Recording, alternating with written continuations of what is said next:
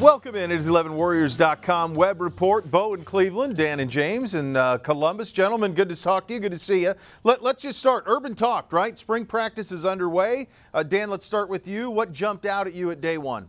Yeah, spring practice underway. Like you said, first time getting to see the team this year. And of course, everybody wants to know about the quarterbacks. That's what everybody wants to talk about. I can't really say that anything really jumped out to me today with them. I think all three of them getting a pretty even amount of reps. None of them really stood out to me, so I think it kind of remains to be seen there. But, we saw Isaiah Prince starting at left tackle. Urban Meyer said today that he thinks Prince is going to be the guy at left tackle, and he also thinks Thayer Munford's going to be the guy at right tackle. So that right there is one thing that really jumped out to me. Center position sounds like maybe some more concerns there. Competition still to go there. We saw Jayshon Cornell playing some defensive end. Looks like he might be moving to that position, providing some depth there because of only 3 returning scholarship guys. And then he also said that Demario McCall, who we didn't see play much last year, he wants him to be both the kickoff and the punt returner this year. We saw him out there fielding punts. Urban Meyer said he had a really good day. So there's a guy who he said also kind of expects him to play a Curtis Samuel-like role at H-back. Maybe that's a guy right there who's going to have a much bigger role in being a playmaker for his team this year. Man, we've waited for McCall forever, man. Like, people would want him forever. We've seen these glimpses. It'd be interesting to see if that was it. James, how about you? What jumped out today? Anything in Urban's comments that rang true for you? Well, I thought one of the interesting things for me was how he talked about how Ryan Day is going to have to help out with the wide receivers a little bit. Obviously, we know Zach Smith is the only holdover from Urban Meyer's initial coaching staff from 2012. He's the lowest paid coach on the coaching staff, and now it looks like he's going to need some help. Urban said that unit has been good but not elite in the last couple of years, and I would agree with him. And I think if the fact that Ryan Day is going to have to help out with that group just speaks to how urgent Urban thinks that it is for that group to have a big year, especially with a new quarterback, whoever that might be. So that was, for me, was the biggest takeaway, the fact that Ryan Day is kind of be doing double duty with quarterbacks and helping out with the wide receivers a little bit this year. James, what did Urban say when asked about the plan for the quarterbacks? How will he approach it?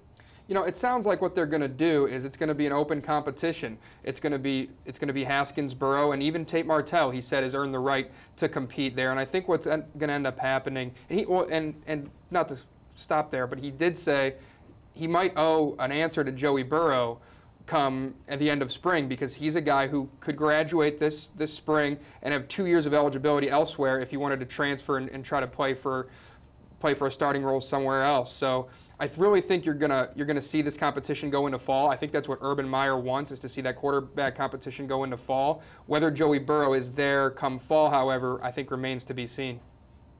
Dan, new faces at linebacker as well. How were they working through some of those rotations? Obviously very early in camp, but who were some of the new faces you saw? Yeah, so the first team linebackers today were Tuff Borland at middle linebacker, Malik Harrison at strong side linebacker, and Keandre Jones at weak side linebacker. So I wouldn't read into that too much. It's the first day back. I think Tuff Borland certainly is in line to be the starting middle linebacker. I think Malik Harrison's the heavy favorite to start at strong side linebacker. Dante Booker, he's out this spring with a shoulder injury, so I think that's very much Harrison's job to lose. I think one that's going to be really interesting is that weak side linebacker spot. We saw Baron Browning, he was with the second team defense, but he was working some at that weak side linebacker spot today. I think he's really going to push Keandre Jones. I think Keandre, being Jerome Baker's backup last year, having some more experience in the program, he's going to get the first shot to win that job, but I think Baron Browning is going to be right on his heels this spring. James, let's switch gears a little bit and let's talk about you were at MSG, Ohio State. 3 losses to Penn State in a year. It's hard to wrap your head around that it happened that way, but indeed that it did. And so now what? What type of damage do you think was done for Ohio? We could be 2 weeks before we see him play again. What kind of damage was done in terms of the NCAA tournament? I would think Michigan winning also hurts Ohio State a little bit, whether it's in seeding, matchup, or venue. It definitely hurts them, and I think what you're going to see is Ohio State. I think they're anywhere from a 5 to a 6 seed right now because of who they lost to, it being the 3rd time. I think what you're going to see is Ohio State as a 5. I think that's where they belong right now, a 5 in either the West or the South region, and that puts them playing their first round games either in Boise, Idaho, or maybe San Diego. There's also a possibility they could be put in Dallas for their first 2 round games. I think their ceiling right now, though, I don't think they can get any higher than a 5. They would need a lot of help this week during championship week to go any higher, maybe slide into one of the final 4 spots, you know, that 16th overall spot. But really, I think a 5 seed is their wheelhouse right now, playing somewhere out west in the West region and going from there. Yeah, I agree with you on that. Dan, you spent the weekend in Indianapolis.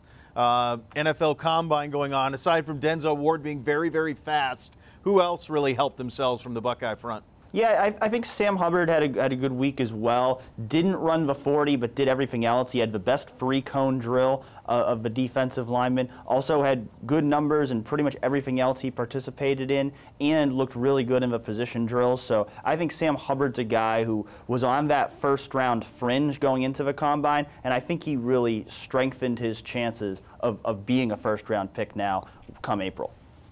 Folks, I want you to just pay attention to what my guys did in the last week, right? So James in New York, Madison Square Garden. Dan's in Indy. They're back for an Urban press conference. James got a press conference with the basketball team later this afternoon. In between, we're taping a television show. They're busy men, and we'll be back next week for more 11warriors.com web report.